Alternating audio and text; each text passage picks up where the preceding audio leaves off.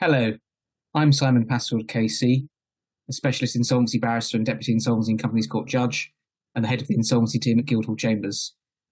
These three introductory modules will consider the subject of post-petition dispositions in both compulsory liquidation and bankruptcy.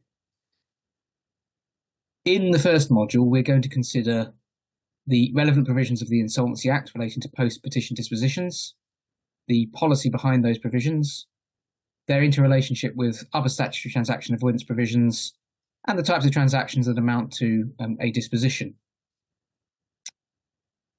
The starting point in compulsory liquidation, so far as the statute is concerned, is Section 127 of the Insolvency Act 1986. This provision can be traced back to the Joint Stock Companies Act of 1856, and in terms it provides as follows.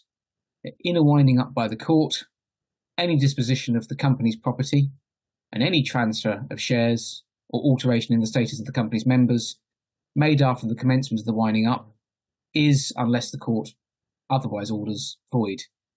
And over the course of this module, we will consider what those various different provisions mean. 4 points to note at the outset.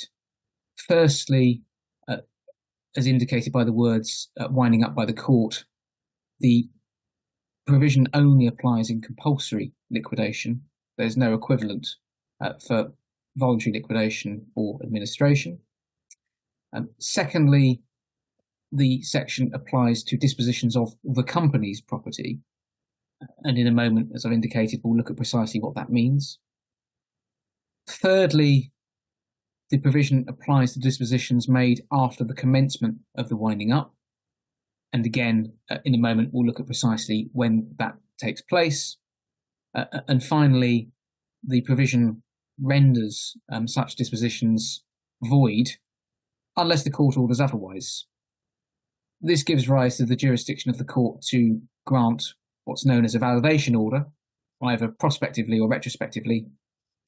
We'll be considering the subject of validation orders in some detail in Module 3.